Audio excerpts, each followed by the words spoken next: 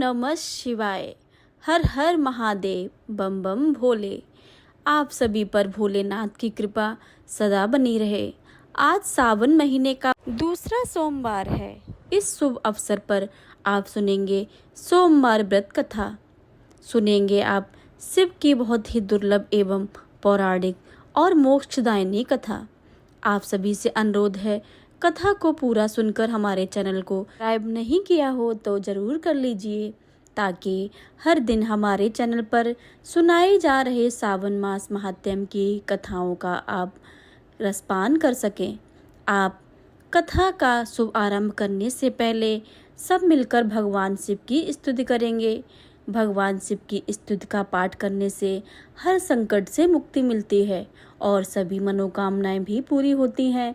स्कंद महापुराण के कुमारिका खंड में भगवान शिव की स्तुति का वर्णन किया गया है।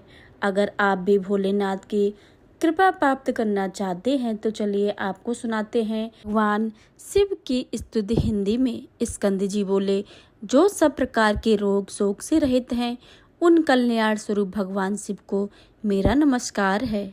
जो सबके भीतर मन रूप में निवास करते हैं, उन भगवान शिव को मेरा नमस्कार है। संपूर्ण देवताओं से पूजित भगवान शंकर को नमस्कार है। भक्तजनों पर निरंतर कृपा करने वाले आप भगवान महेश्वर को मेरा नमस्कार है। सबकी उत्पत्ति के कारण भगवान भव को नमस्कार है। भगवान आप भव के उद्धार हैं, आपको मेरा नमस्कार है। कामदेव का विध्वंस करने वाले आपको मेरा नमस्कार है। आप गूढ़ भाव के महान व्रत का पालन करने वाले हैं, आपको नमस्कार है। आप माया रूपी गहन बन के आश्रय हैं अथवा सबको आश्रय देने वाले। आपका स्वरूप योग माया समावृत होने के कारण दुर्बोध है, आपको मेरा नमस्कार है। प्रलय काल में जगत का संहार करने वाले सर्वनामधारी आपको मेरा नमस्कार है। शिव रूप आपको मेरा नमस्कार है। आप पुरातन सिद्ध रूप है, आपको नमस्कार है। काल रूप आपको नमस्कार है। आप सबकी कलना करने वाले हो, आपको मेरा नमस्कार है। आप काल की काल का अतिक्रमण करके उससे बहुत दूर रहते हैं, आपको नमस्कार है। आप स्वाभाविक ऐश्वर्य से संपन्न हैं, आपको मेरा नमस्कार है। आप अप्रेम महिमा वाले वृषभ तथा महासमृद्धि से संपन्न हैं, आपको नमस्कार है। आप सबको शरण देने वाले हैं, आपको मेरा नमस्कार है।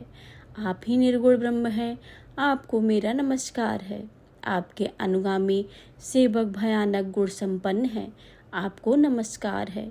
नाना भुवनों पर अधिकार रखने वाले आपको नमस्कार है। भक्तों को मनवांछित फल देने वाले आपको मेरा नमस्कार है। भगवान आप ही कर्मों का फल देने वाले हैं, आपको नमस्कार है। आप ही सबके धारण पोषण करने वाले धाता तथा उत्तम करता हैं, आपको सर्वदा नमस्कार है। आपके अत्यंत रूप आपको कोप सबके लिए आशय है, आपको सदैव नमस्कार है। आपके स्वरूप का कोई माप नहीं हो सकता, आपको नमस्कार है।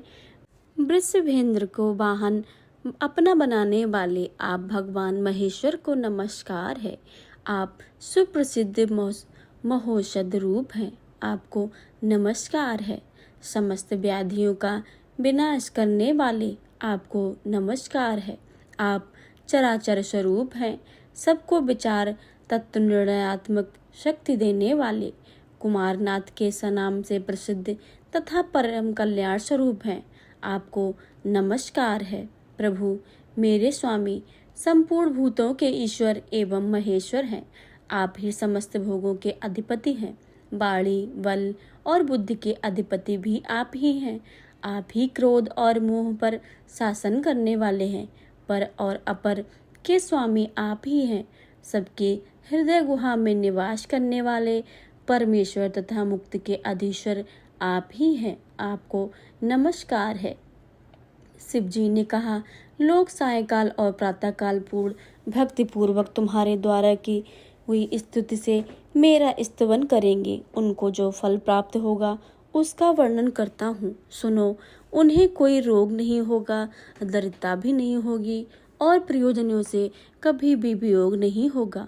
वे इस संसार में दुर्लभ भोगों का उपभोग करके मेरे परम धाम को प्राप्त करेंगे।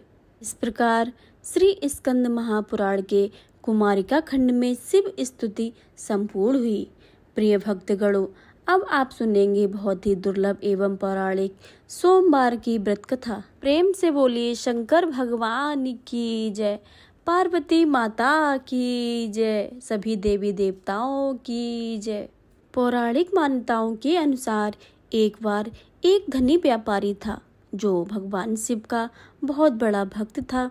उसके पास बेशुमार धन दौलत थी, लेकिन धन से संपन्न होने के बावजूद वह बेहद दुखी रहता था क्योंकि उसके कोई संतान नहीं थी। वह पुत्र की चाह में दिन रात भगवान शिव की आराधना करता था और हर सोमवार को व्रत करता था। वह व्यापारी की भक्ति देखकर एक दिन माता पार्वती ने भोलेनाथ से कहा कि यह व्यापारी आपका सच्चा भक्त है, तो आप इसकी मनोकामना पूरी कर दीजिए। यह सुनकर महादेव ने माता पार्वती से कहा कि इस साहूकार के कोई पुत्र न होने के कारण यह दुखी रहता है। माता पार्वती ने शिव जी से उस व्यापारी को वरदान देने के लिए कहा। इस पर महादेव ने देवी पार्वती को बताया कि इस साहूकार के भाग्य में पुत्र योग ही नहीं है। ऐसे में अगर इसे पुत्र का वरदान दिया गया तो वह बालक सिर्फ 12 साल की आयु तक ही जीवित रह पाएगा। इतना सुनने के बाद माता पार्वती ने शिव जी से कहा कि वह साहूकार को पुत्र का वरदान दीजिए, अन्यथा वो आपकी पूजा करना छोड़ देगा। माता के बार बार कहने से भगवान शिव ने साहूकार को पुत्र प्राप्ति का वरदान दे दिया, लेकिन वह सिर्फ 12 साल तक ही जिंदा रहेगा। भगवान शिव से पुत्र का वरदान पाकर वह व्यापारी बहुत खुश हुआ, लेकिन वह बेटे की इतनी उम्र और सोचकर दुखी हो गया। बेटे के जन्म के बाद वह व्यापारी रोजाना भोलेनाथ की पूजा अर्चना करता रहा और सोमवार का व्रत रखता था। इसके बाद बेटे 11 साल तक होते ही व्यापारी ने उसे उसके मामा के साथ काशी जाने को कह दिया। व्यापारी ने अपने बेटे से मामा से कहा कि इसे काशी में पढ़ाई और रास्ते में जहाँ पर भी रुकना वहाँ यज्ञ कराते और ब्राह्मणों को भोजन कराते हुए आगे बढ़िए। उसी रास्ते में एक राजकुमारी का विवाह हो रहा था। जिससे वह राजकुमारी का विवाह होना था, वह एक आँख से काना था। जब राजकुमारी के पिता से ने उस साहूकार के सुंदर बेटे को देखा तो सोचा क्यों ना इसे घोड़ी पर बिठाकर इससे सारी रस्में करवा दी जाएं। इसके लिए उन्होंने उस लड़के के मामा से बात की और कहा कि इसके बदले में हम तुम्हें खूब धन देंगे। यह सुनकर मामा भी राजी हो गए। इसके बाद साहूकार का बेटा विवाह के मंडप में बैठा और विवाह के सभी काम संपन्न हुए। जाने से पहले साहूकार के बेटे ने राजकुमारी की चुनरी पर लिख दिया कि तुम्हारा विवाह मेरे साथ हुआ है, लेकिन जिसके साथ तुम्हें भेजा जाएगा वो एक आँख से काना है। साहूकार का बेटा अपने मामा के साथ काशी चला गया। जब राजकुमारी ने अपनी चुनरी पर यह लिखा हुआ देखा तो उसने राजकुमार के साथ जाने से मना कर दिया। राजा ने अपनी पुत्री को बारात के साथ विदा नहीं किया। बारात वापस लौट गई और उधर मामा और भांजे काशी दोनों पहुंच गए। एक दिन काशी में यज्ञ के दौरान साहूकार के बेटे के प्राण निकल गए। यह जब उसके मामा ने आकर देखा तो वह मुर्दा पड़ा हुआ है, तो उसके बड़ा दुख हुआ और उसने सोचा कि अगर मैं अभी रोना पीटना मचा दूंगा तो यज्ञ का कार्य अधूरा रह जाएगा। अतः उसने जल्दी से यज्ञ का कार्य समाप्त करके ब्राह्मणों के जानने के बाद रोना पीटना आरंभ कर दिया। संयोगवश उसी समय शिव पार्वती जी उधर से जा रहे थे। जब उन्होंने जोर जोर से रोने की आवाज़ सुनी तो पार्वती जी कहने लगी, महाराज कोई दुखिया रो रहा है, इसके कष्टों को दूर कीजिए। जब शिव पार्वती ने पास जाकर देखा तो वह लड़का मुर्दा पड़ा था। पार्वती जी कहने लगी, महाराज यह तो उसी सेठ का लड़का है जो आपके वरदान से हुआ था। शिव जी कहने लगे, हे पार्वती, इस बालक को और आयु तो नहीं दी जा सकती, इसके माता पिता तड़प तड़प कर मर जाएंगे। पार्वती जी के बार बार आग्रह करने पर शिव जी ने उसके जीवन वरदान दिया और शिव जी महाराज की कृपा से लड़का जीवित हो गया। शिव जी और पार्वती जी कैलाश पर्वत को चले गए।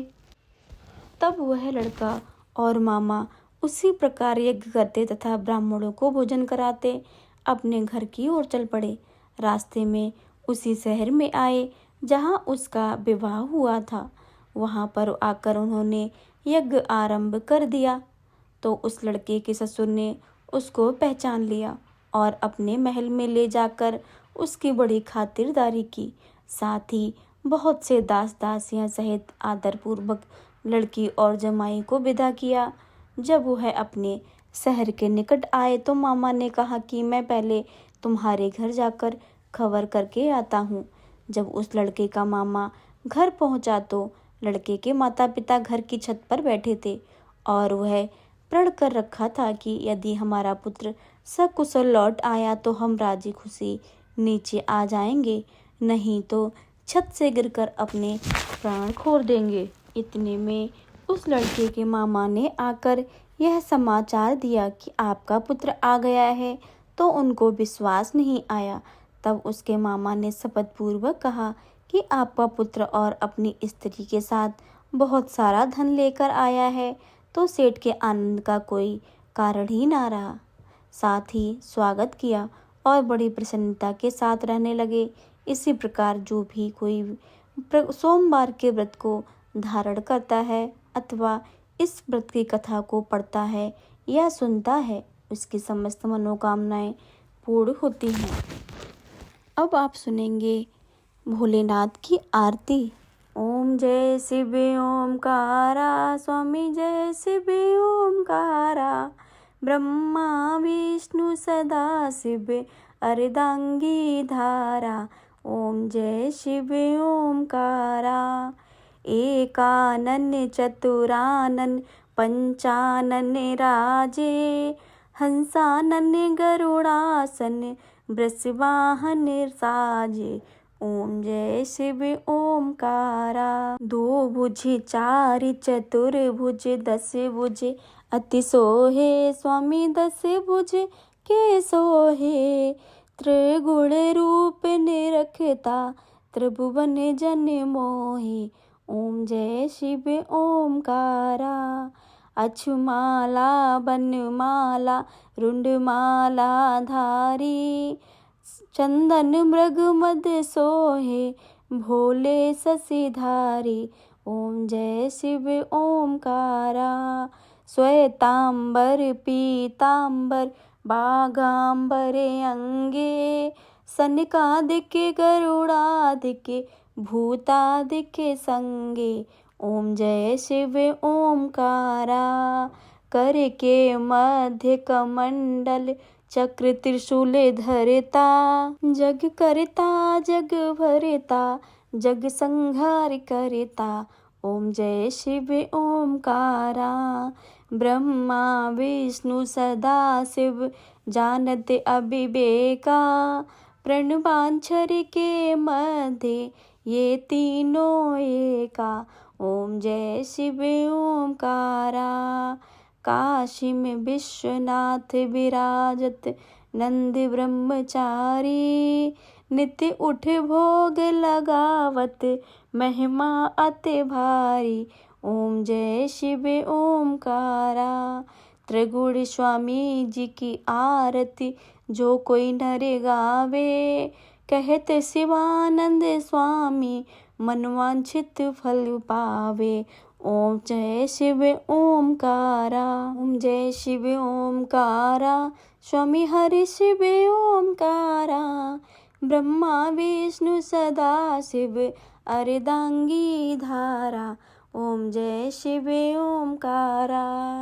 बोलिए भोलेनाथ की जय, माता पार्वती की जय, सभी देवी देवताओं की जय।